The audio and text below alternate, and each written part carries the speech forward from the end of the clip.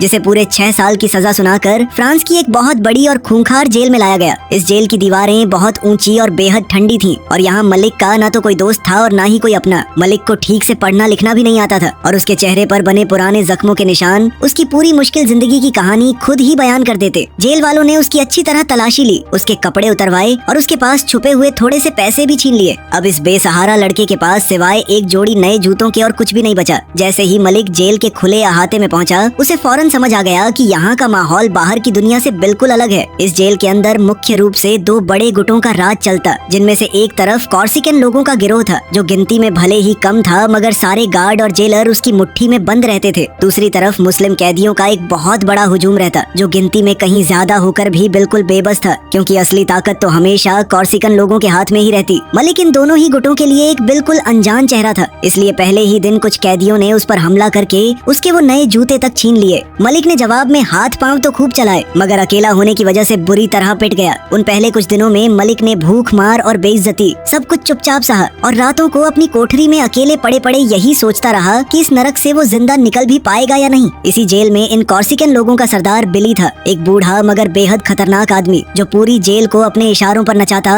और जिसकी एक ही आवाज पर अच्छे अच्छे लोग थर थर कांप उठते। जेलर तक उसके सामने मुंह नहीं खोलते थे, क्योंकि अंदर की असली सरकार तो यही बूढ़ा ही चलाता। उन्हीं दिनों जेल में इमरान नाम का एक नया मुस्लिम कैदी आया, जो बाहर की दुनिया में एक बहुत बड़े मुकदमे का गवाह था और कुछ ही दिनों में उसे अदालत में जाकर कॉर्सिकन गिरोह के एक आदमी के खिलाफ गवाही देनी थी। बिली किसी भी हालत में नहीं चाहता था कि ये गवाह जिंदा बचे, मगर असली मुश्किल ये थी कि इमरान मुस्लिम हिस्से में रहता और बिली के अपने आदमी वहाँ तक आसानी से पहुँच नहीं पाते। बस यहीं पर इस बूढ़े सरदार की नजर उस नए और कमजोर दिखने वाले मलिक पर जा टिकी। बिली ने मलिक को अपने पास बुलाकर उसके सामने एक ऐसी शर्त रखी कि उसे सुनते ही मलिक के पैरों तले से जमीन खिसक गई। उस बूढ़े ने साफ साफ कह दिया कि या तो वो इमरान को मार दे या फिर अपनी मौत के लिए तैयार हो जाए। मलिक बुरी तरह घबरा गया, क्योंकि उसने आज तक किसी का खून नहीं किया था, इसलिए उसने किसी तरह जेल के किसी बड़े अफसर तक अपनी बात पहुंचाने की कोशिश की ताकि इस फंदे से बच सके। मगर कॉर्सिकन लोगों को उसकी इस कोशिश की भनक लग गई और उन्होंने मलिक के सिर पर प्लास्टिक की थैली चढ़ाकर उसका दम घोंटते हुए डराया कि इस जेल में हुक्म सिर्फ उन्हीं का चलता है। डर के मारे मलिक ने एक आखिरी दांव खेला और जानबूझकर एक दूसरे कैदी की पिटाई में हाथ बटाया ताकि उसे सजा के तौर पर सॉलिटरी कन्फाइनमेंट में डाल दिया जाए और उसे ये काम करना ही ना पड़े। मगर ये चाल भी काम नहीं आई, क्योंकि बिली ने उसे पकड़कर बहुत बुरी तरह पीटा। अब मलिक के पास इस खौफनाक काम को करने के सिवा कोई दूसरा रास्ता नहीं बचा। कॉर्सिकन लोगों ने उसे समझाया कि वो एक धारदार ब्लेड को अपने मुंह के अंदर गाल और दांतों के बीच छुपा कर रखेगा और फिर दोस्त बनकर इमरान के पास जाकर उसका भरोसा जीत कर सही मौके पर उसका काम तमाम कर देगा। मलिक ने अपनी कोठरी में अकेले बैठकर इस ब्लेड को मुंह में छुपाने का कई बार अभ्यास किया, मगर बार बार वो धारदार ब्लेड उसकी अपनी ही जीभ और गाल को काट देता और उसके मुंह में खून भर जाता। इस मासूम से दिखने वाले लड़के के लिए ये सब किसी भयानक सपने जैसा था, मगर अपनी जान बचाने के लिए उसे ये सब करना ही पड़ता। आखिरकार वो मनहूस दिन आ ही गया जब मलिक को इमरान की कोठरी में भेजा गया। इमरान को लगा कि ये सीधा साधा लड़का सच में उसका दोस्त बनने आया है, इसलिए उसने बड़े प्यार से मलिक से बातें की और जब उसे पता चला कि मलिक तो पढ़ना लिखना तक नहीं जानता, तो उसने उसे किताबें देने और पढ़ाने तक का वादा कर डाला। इमरान ने उसे एक प्यारी सी बात भी कही कि जिंदगी में हमेशा थोड़ा और समझदार बनकर आगे बढ़ना चाहिए, मगर उस वक्त मलिक के दिल में तो कुछ और ही पक रहा था और जैसे ही उसे सही मौका मिला, उसने अपने मुंह से वो छुपा हुआ ब्लेड निकालकर इमरान पर वार कर दिया। ये काम बेहद डरावना और बेहद बेरहम साबित हुआ और इस छीना झपटी में मलिक खुद भी बुरी तरह जख्मी हो गया, मगर उसने अपना काम पूरा कर ही दिया। इमरान वहीं फर्श पर तड़पते हुए दम तोड़ गया और मलिक ने बड़ी सावधानी से वो ब्लेड मरे हुए इमरान के हाथ में रखकर फर्श पर बिखरे खून से बचते हुए बाथरूम में जाकर अपनी कमीज से खून के सारे निशान धो डाले। इस एक खून ने मलिक की पूरी जिंदगी को जड़ से बदल दिया, क्योंकि अब वो कॉर्सिकन गिरोह की पनाह में आ चुका था। बिली ने उसे सिगरेट के पूरे पूरे डिब्बे भिजवाकर जता दिया कि अब वो उनकी सुरक्षा में है, मगर इस पनाह की कीमत बहुत भारी निकली। कॉर्सिकन लोग मलिक को जरा भी इज्जत नहीं देते थे। वो लोग उससे अपने नौकर की तरह पेश आते, वो उसे बेवकूफ समझते थे और हर वक्त उसका मजाक उड़ाते रहते। दूसरी तरफ जेल के बाकी मुस्लिम कैदी उसे एक गद्दार समझने लगे, एक ऐसा इंसान जो कॉर्सिकन लोगों के तलवे चाटता है। बेचारा मलिक दोनों ही तरफ से अकेला पड़ गया, ना तो पूरी तरह इधर का रहा और ना ही उधर का। मगर असली मुसीबत तो अब शुरू हुई, क्योंकि जिस इमरान को मलिक ने अपने हाथों मारा था, वो अब एक साए की तरह उसकी जिंदगी में लौट आया। रात के सन्नाटे में अपनी अकेली कोठरी में मलिक को अक्सर वही इमरान साफ दिखाई देता जिसके गले पर ब्लेड के वही गहरे निशान होते। मगर अजीब बात ये थी कि इसी परछाई ने उसे आगे की हर चाल समझने में मदद की। मलिक ने धीरे धीरे इस डर को अपनी ताकत में बदलना सीख लिया और यहीं से उसके अंदर का असली खिलाड़ी जागने लगा। इमरान के उन्हीं आखिरी शब्दों ने मलिक के दिल पर गहरी छाप छोड़ दी और उसने मन ही मन तय कर लिया कि अब वो सिर्फ किसी का गुलाम बनकर नहीं रहेगा बल्कि कुछ बनकर दिखाएगा। सबसे पहले उसने पढ़ना लिखना सीखना शुरू किया और इसी दौरान जेल में उसकी मुलाकात रेहान नाम के एक और मुस्लिम कैदी से हुई। रेहान एक पढ़ा लिखा और बेहद समझदार इंसान था जिसने मलिक को अक्षर पहचानना और शब्द जोड़ना सिखाया और धीरे धीरे ये दोनों बहुत गहरे दोस्त बन गए। मलिक ने जेल में दी जाने वाली क्लासेस में भी जाना शुरू कर दिया। वो हर उस छोटी बड़ी चीज को सीखने लगा जो आगे जाकर उसके काम आ सकती है। जो लड़का कभी अपना नाम तक नहीं लिख पाता था वो अब किताबों के पन्ने पलटने लगा और रेहान सिर्फ उसका उस्ताद ही नहीं बल्कि इस अंधेरी दुनिया में उसका इकलौता सच्चा दोस्त भी बन गया। दोनों घंटों बैठकर बातें करते और मलिक को पहली बार ऐसा लगा जैसे इस जेल में कोई तो है जो उसे एक इंसान समझता है। मगर मलिक ने जो सबसे चालाक और सबसे जरूरी काम किया वो ये था कि उसने चुपके चुपके इन्हीं कॉर्सिकन लोगों की अपनी जबान सीखनी शुरू कर दी और ये बात पूरी जेल में किसी को पता नहीं चली। बिली और उसके आदमी मलिक के ठीक सामने खड़े होकर खुलेआम अपनी जबान में बड़ी बड़ी योजनाएं बनाते, ये सोचकर कि इस बेवकूफ को क्या ही समझ में आएगा। मगर उन्हें ये अंदाजा तक नहीं था कि मलिक अब उनकी एक एक बात अच्छे से समझने लगा है। वो चुपचाप कोने में खड़ा रहकर उनके सारे राज सुन लेता, उनके धंधे की हर बारीकी को समझता।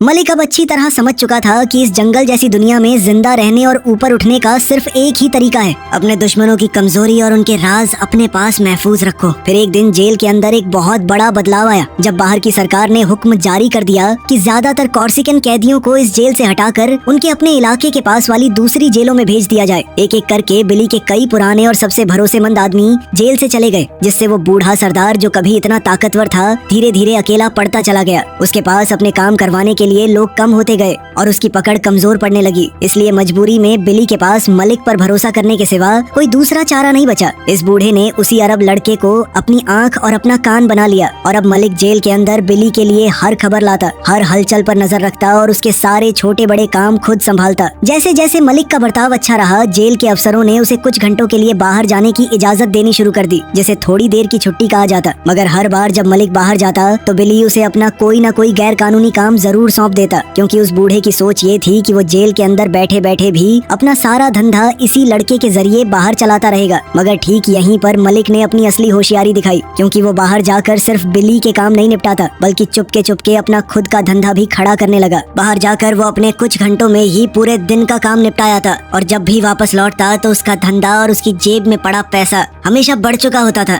ये एक बेहद खतरनाक दोहरा खेल था जिसमें जरा सी भी चूक उसकी जान ले सकती थी। मगर मलिक अब हर खतरा उठाने को तैयार रहता। एक तरफ वो बूढ़े सरदार का वफादार नौकर बनकर रहता, वहीं जेल से बाहर वो अपने धंधे को धीरे धीरे बढ़ा रहा था। बाहर के इस नए काम में उसकी मदद कर रहा था सैम नाम का एक कैदी, जो नशे का सामान बेचने में काफी पुराना खिलाड़ी था और जिसे लोग प्यार से द जिप्सी कहकर बुलाते थे। मलिक ने सैम के साथ हाथ मिलाकर ड्रग्स के धंधे में अपने पैर जमा लिए और उसका दोस्त रेहान भी इस काम में एक जरूरी हिस्सा बन गया। कुछ ही समय बाद रेहान को एक खतरनाक बीमारी ने जकड़ लिया, जिसकी वजह से उसे जेल से जल्दी रिहाई मिल गई और अब मलिक के पास एक ऐसा भरोसेमंद आदमी बाहर मौजूद था जो उसके लिए सारा कारोबार संभाल सकता था। जल्द ही इन तीनों ने मिलकर ड्रग्स के धंधे में अपने पैर जमा लिए, लेकिन इस धंधे में कदम कदम पर खतरा था।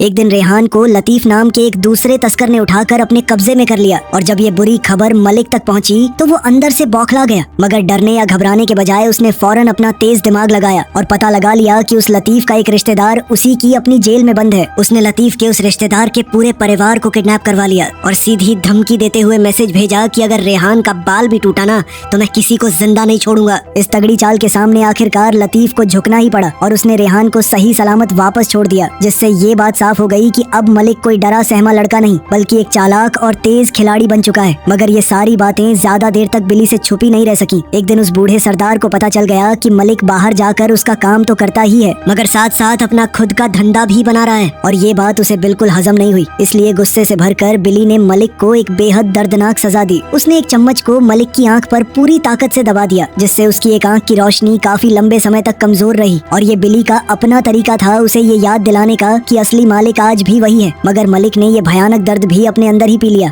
ऊपर से कुछ नहीं कहा, मगर उसके दिल में इस बूढ़े के लिए नफरत और भी गहरी होती चली गई। इसके बाद कहानी में वो बड़ा मोड़ आया जिसने मलिक को सच में एक बिल्कुल नई पहचान दी। दरअसल बिली का एक बहुत बड़ा सौदा एक इटालियन गिरोह के साथ चल रहा था जिन्हें लिंगहेरिस कहा जाता था, और इस डील को पूरा करने के लिए बिली ने मलिक को इटली भेजने का फैसला किया ताकि वो वहाँ जाकर लैटरेच नाम के एक खास आदमी से मिल सके। दरअसल वो आदमी भी अरब है, इसीलिए शायद बिली ने मलिक को चुना। मजे की बात ये रही कि बिली ने पहली बार अपनी जिंदगी में हवाई जहाज में ट्रैवल किया। खिड़की से बादलों को देखकर और हवाई जहाज में मिलने वाले मुफ्त खाने की वजह से वो एकदम बच्चों की तरह बर्ताव कर रहा था। मगर जैसे ही वो मार्सेल पहुंचा, हालात बहुत खतरनाक हो गए। दरअसल लैटरेच के दिल में कॉर्सिकन लोगों के लिए सख्त नफरत भरी हुई थी, खासकर उसी इमरान के खून की वजह से। इसलिए जैसे ही उसे पता चला कि बिली ने मलिक को भेजा है, उसने उसे बंदूक की नोक पर पकड़ लिया और उसकी जान सीधे खतरे में पड़ गई। ऐसा लग रहा था मानो मलिक मरने ही वाला है। पर तभी सड़क पर एक साइन देखकर उसे पिछली रात देखा हुआ अपना एक सपना याद आया जिसमें बहुत सारे हिरन भाग रहे थे। उसने सीधा कहा कि गाड़ी को थोड़ा धीरे चलाओ, आगे एक हिरन टकराने वाला है हमसे। लेकिन सबको लगा कि वो बस बचने के लिए बकवास कर रहा है। तभी अचानक एक हिरन सड़क पर आ गया और गाड़ी सीधी उससे जा टकराई। इस एक अनहोनी घटना ने वहाँ मौजूद सबको हिलाकर रख दिया। लैटरेच को तो अपनी आंखों पर यकीन ही नहीं हुआ कि इस लड़के ने आने वाली घटना के बारे में पहले से ही कैसे बता दिया, और उसने मान लिया कि मलिक के सर पर ऊपर वाले का हाथ है। हालांकि मलिक ने लैटरेच को ये भी बिल्कुल साफ बता दिया कि उस इमरान को असल में उसी ने मारा था। फिर भी लैटरेच उसकी काबिलियत और उसकी हिम्मत से इतना प्रभावित हुआ कि उसने तय कर लिया कि अब वो उस बूढ़े बिली के साथ नहीं बल्कि सीधे इसी नौजवान के साथ अपना धंधा करेगा। ये मलिक के लिए एक बहुत बड़ी कामयाबी थी, क्योंकि अब बाहर की असली दुनिया में भी उसकी अपनी एक मजबूत पहचान बननी शुरू हो गई। सब लोग मानने लगे थे कि उसके अंदर कोई खास ताकत है। इस घटना के बाद तो जेल के मुस्लिम कैदियों के बीच भी मलिक की धाक जमने लगी, और जिन लोगों ने कभी उसे गद्दार कहकर ठुकरा दिया था, अब वही लोग उसकी इज्जत करने लगे और उसके पीछे चलने को तैयार हो गए। एक तरफ जहां कॉर्सिकन गिरोह की ताकत लगातार कम होती जा रही थी, वहीं दूसरी तरफ मलिक की ताकत हर बीतते दिन के साथ बढ़ती गई। ये वही लड़का था जो कभी अपने जूतों के लिए सबसे पिटता रहा, मगर अब यही जेल के एक बड़े हिस्से का सरदार बनता चला गया। उधर बिली को अब ये महसूस होने लगा कि उसके अपने ही गिरोह में कोई गद्दार छुप कर बैठा है जो उसकी हर बात बाहर पहुंचा रहा है। दरअसल जेल के बाहर उसका काम संभालने वाला उसका मेन राइट हैंड आदमी जैकी चोरी छिपे इटालियंस के साथ हाथ मिला चुका था, और इस बात की भनक लगते ही बिली बुरी तरह जल भुन गया। उसने मलिक को एक बहुत बड़ा और बेहद खतरनाक काम सौंपते हुए हुक्म दिया कि वो बाहर जाकर इसी जैकी को खत्म कर दे। बिली के दिमाग में दरअसल एक शैतानी प्लान चल रहा था। उसे लगता था कि ये लड़का घंटा नहीं मार पाएगा जैकी को, और अगर उसे मार भी दिया तो खुद भी अपनी जान गंवा देगा। इस तरह एक तीर से दो निशाने हो जाएंगे। मगर मलिक अब कोई कच्चा खिलाड़ी नहीं रहा। उसने अपने दोस्त रेहान के साथ एक प्लान बनाया। उन्होंने जैकी पर सीधा हमला करने के बजाय उसके गार्ड्स को पहले मार डाला और फिर खुद जैकी को उठाकर अपने कब्जे में कर लिया। लेकिन उन्होंने उसे मारने की बजाय उसकी गर्दन पर बंदूक रख के ये बता दिया कि उसे मारने का ऑर्डर असल में उसी की गैंग के लीडर बिली ने दिया है। ये बात बताकर उन्होंने जैकी को शहर के बीचों बीच जिंदा छोड़ दिया, क्योंकि मलिक अच्छी तरह जानता था कि अब इन दोनों बड़े कॉर्सिकन सरदारों के बीच एक भयानक जंग छिड़ जाएगी, और इसी आपसी लड़ाई में ये दोनों ताकतवर लोग एक दूसरे को खुद ही खत्म कर देंगे, जिससे मलिक का रास्ता अपने आप साफ होता चला जाएगा। मलिक की ये गहरी चाल बिल्कुल सही बैठी, क्योंकि इस एक झूठ की चिंगारी ने कॉर्सिकन गिरोह के अंदर ही आपसी फूट और खूनी लड़ाई की आग लगा दी। जो गिरोह कभी पूरी जेल पर बेखौफ राज करता था, वो अब अपने ही लोगों के खिलाफ तलवारें खींचने लगा, और बिली जो कभी इस जेल की सबसे बड़ी ताकत था, अब चारों तरफ से बुरी तरह घिर गया। उसके अपने ही आदमी एक एक करके या तो मारे जाने लगे या फिर उसका साथ छोड़कर चले गए। वो अब एक टूटा हुआ, अकेला और बेबस बूढ़ा बनकर रह गया, जिसकी तरफ कोई ध्यान से देखता तक नहीं था। वक्त ने इस घमंडी बूढ़े से उसकी पूरी बादशाहत एक झटके में छीन ली, और ये उसी घमंड और उसी जुल्म का सीधा अंजाम था जिसने कभी इस पूरी जेल को अपने पैरों तले रौंदा था। जिस दौरान ये पूरी लड़ाई अपने चरम पर पहुंची, उस वक्त जेल के अंदर भी हालात बिल्कुल बेकाबू हो गए, और चारों तरफ मार काट और अफरा तफरी के बीच हर गुट अपनी जगह बचाने के लिए एक दूसरे से भिड़ गया। मगर इस सारे शोर और हंगामे के बीच मलिक बिल्कुल शांत बना रहा, क्योंकि वो अच्छी तरह जानता था कि जब दो हाथी आपस में लड़ते हैं तो असली फायदा हमेशा किनारे खड़े देखने वाले को ही मिलता है।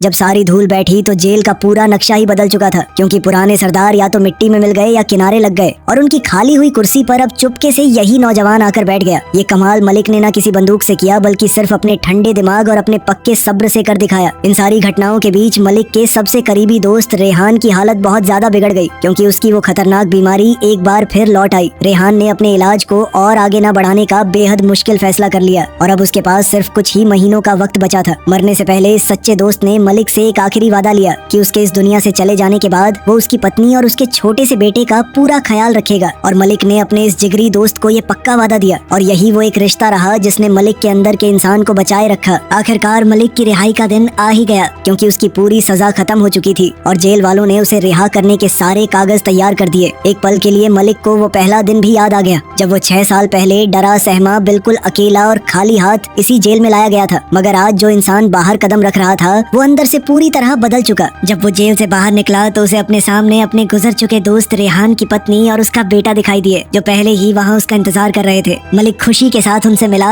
और फिर ये तीनों साथ साथ आगे की तरफ चल पड़े। मगर कहानी सिर्फ यहीं खत्म नहीं हुई। जैसे ही ये लोग आगे बढ़े, उनके पीछे पीछे कई गाड़ियों का एक लंबा काफिला धीरे धीरे चलने लगा और ये सारी गाड़ियाँ मलिक के लोगों की थी। अब वो कोई डरपोक कमजोर लड़का नहीं था, बल्कि जुर्म की दुनिया का बादशाह बन चुका था।